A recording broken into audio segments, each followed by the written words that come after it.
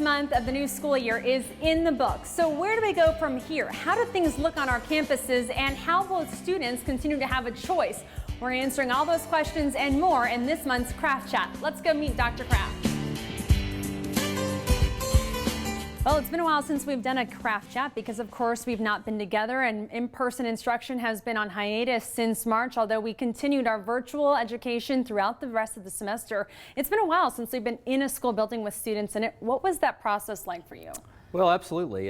First and foremost, it's great to be back. It's great to be back in buildings, and it's great to see students in and amongst our teachers and on our campuses. It's been a journey since March. As you alluded to, Tiana, we've really been in the virtual world, and for the last 6 months, the best way I can describe it is a journey full of a lot of hard work. Our teachers, our staff have really just gone above and beyond in ensuring that, one, we have safe environments for our students to return for face-to-face instruction, but two, to ensure the continuity of instruction through our virtual platform is everything that we would hope it to be for our virtual learners as we began the school year for August 17th, and then, of course, as we continue into this fall semester. It's been a pleasure, like I say, to see it all come together.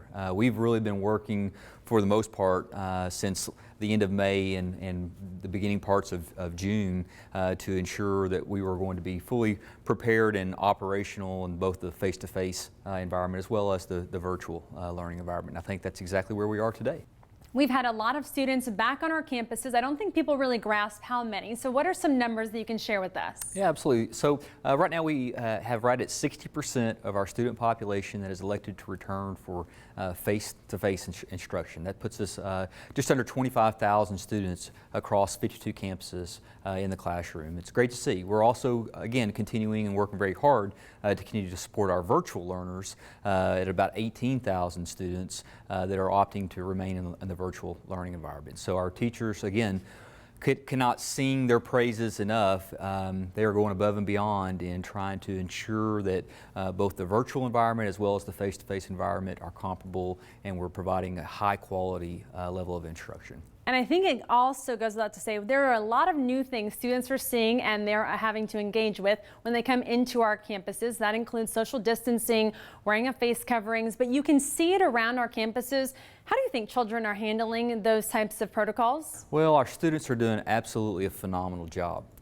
And when I walk through campuses and I'm seeing everything that has gone into not only the reopening, the safe reopening of our campuses, to see the degree of education that has gone into preparing students to go about the learning process in a safe manner, to include face coverings, to include sanitation practices. It's really been just enlightening to observe. Let's go take a look around. Sounds great. Parent choice is really important to you as a father, but tell us really what that entails for a parent to be able to decide how they feel comfortable with education. Really, as a result of our planning efforts, we wanted to make sure that we were giving parents and students the opportunity to choose and to alternate in between those platforms as their needs may have changed. And so as a result, students can elect face-to-face instruction, switch to virtual, or virtual switching to face-to-face by simply going through a process, contacting the campus counselors, filling out a form, and changing that learning environment. And again, we're trying to be as flexible as we possibly can for all of our learners. And all of that information is online at KISD.org/change_request. We'll put that website up on your screen. That way you guys can easily find that information. People may not realize that athletics has continued on despite the closure and the shutdown when it was safely able to return. With TEA and UIL's guidance, of course, we came back. KISD was full force across all 4 high schools. What are things looking like now as we enter the seasons? Well, we've actually already begun many of the seasons. In fact, the cross-country teams ran, tennis has already played. We'll be starting Friday night, Thursday night lights on the 24th and 25th of September.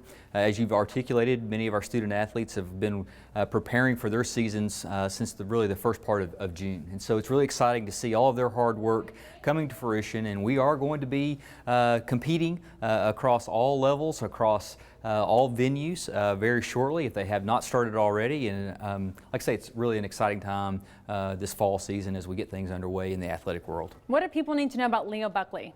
Leo Buckley Stadium, we are going to be limited to a 50% capacity, not only at Buckley Stadium, but across all of our venues. And so patrons, parents just need to be prepared that we are going to be limiting the amount of spectators within those confinements of those spaces. And so at Leo Buckley Stadium, ticket sales are going to be announced and they're going to be going on sale, but we are going to be limited in our ability to be able to sell tickets at 50% capacity. And of course, we are going to be allowing our home team bands and drill seating as well, and so that's going to reduce some of the capacity on the home side as well as the visitor side for intra-district games. And like I say, just be on the lookout for more information, specific details regarding those venues, because we want to make sure that everyone is safe as we begin to launch this year's season. That's right. If you're not feeling good for any reason, please stay home. You can enjoy that game on KISD TV, Spectrum Channel 17, or KillingISD.org/live TV,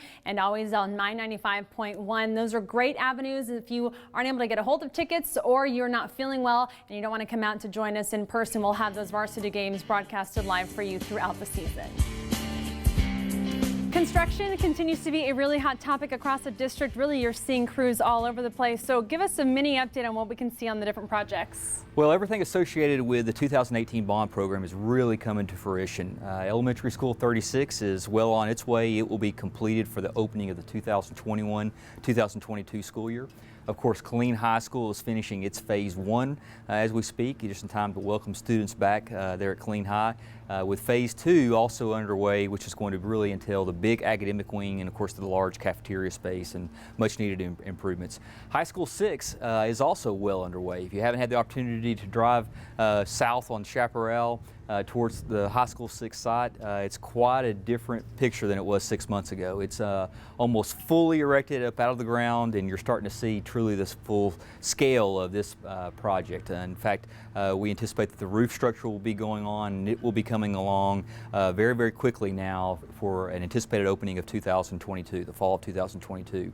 Along with the Clifton Park Elementary School replacement, the new Killeen Elementary School, Pershing Park Elementary School. They're all coming along very nicely, and it's really exciting to see the amount of work that went into these projects. It all come to fruition. When you take a look at things as a whole, how things are going, what is just your really reaction to how things have kind of unfolded and where we are right now?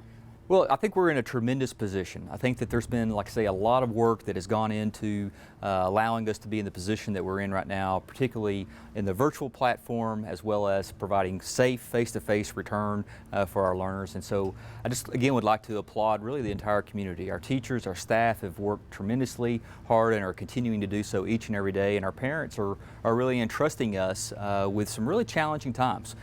We realized back in March that this was going to be really challenging as a school year in its entirety, and it has been. But I think that the team approach that we have really prided ourselves here on in Killeen ISD has really exuded and has placed us in a position to have a successful school year, and that's been, again, the result of cumulative efforts on behalf of everyone involved. And so I just want to, again, appreciate everyone, our parents, our students, our staff, and their efforts to make this school year successful thus far and successful as we move forward.